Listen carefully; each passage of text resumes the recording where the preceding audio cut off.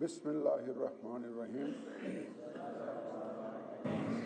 ত্রয়োদশ জাতীয় সংসদের সাধারণ নির্বাচনে নির্বাচিত মাননীয় সদস্যবৃন্দ, আসসালামু আলাইকুম।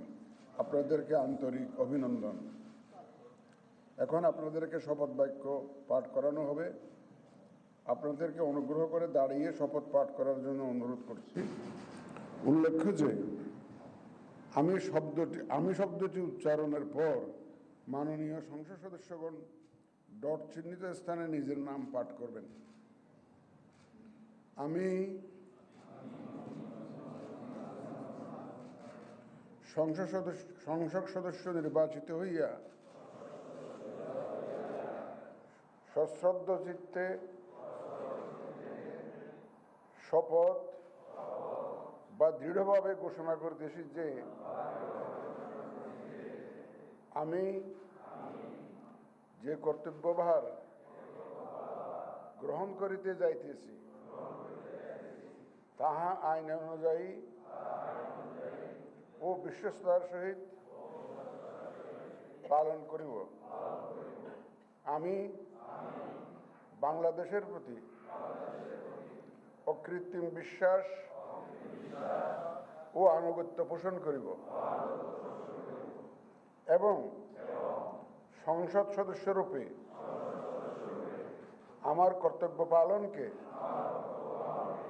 ব্যক্তিগত স্বার্থের দ্বারা প্রভাবিত হইতে দিব না।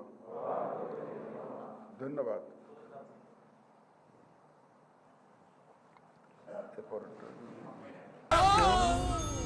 ডেন্টিস্টের পরামর্শ নাও নতুন কোলগেট অ্যাক্টিভ সল্ট। ধন্যবাদ মাননীয় প্রধান নির্বাচন কমিশনার স্যারকে শপথ বাক্য পরিচালনার জন্য। এ পর্যায়ে মাননীয় সংসদ সদস্যগণকে শপথপত্রের নির্দিষ্ট স্থানে নিজ নির্বাচনী এলাকা উল্লেখপূর্বক অধ্যকার তারিখ সহ স্বাক্ষরের জন্য বিনীত অনুরোধ জানাচ্ছি।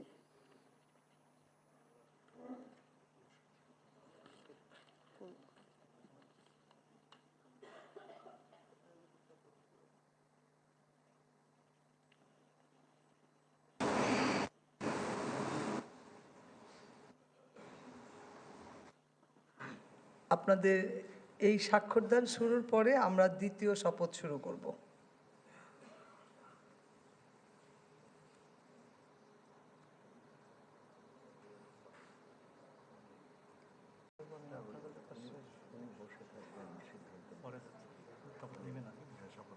ওকে,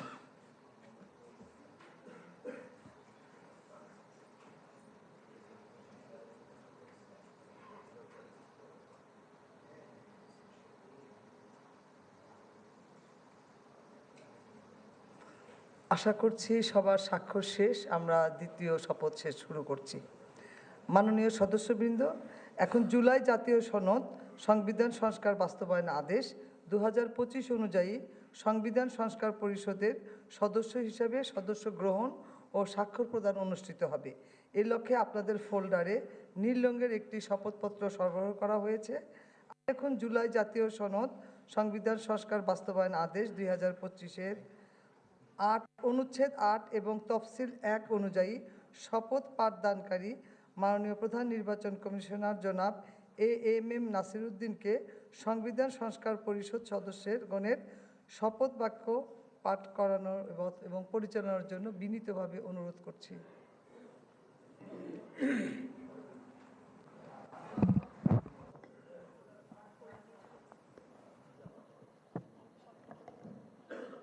বিসমিল্লাহির রহমানির রহিম। মাননীয় সদস্যবৃন্দ, এখন আপনাদেরকে সংবিধান সংস্কার পরিষদ সদস্য হিসাবে শপথ বাক্য পাঠ করানো হবে। আপনাদেরকে অনুগ্রহ করে দাঁড়িয়ে শপথ পাঠ করার জন্য অনুরোধ করছি। উল্লেখ্য যে আমি শব্দটি উচ্চারণের পর মাননীয় সংবিধান সংস্কার পরিষদ সদস্যগণ ডট চিহ্নিত স্থানে নিজের নাম পাঠ করবেন। আমি সংবিধান সংস্কার পরিষদ সদস্য হিসাবে সশ্রদ্ধ চিত্তে শপথ করিতেছি যে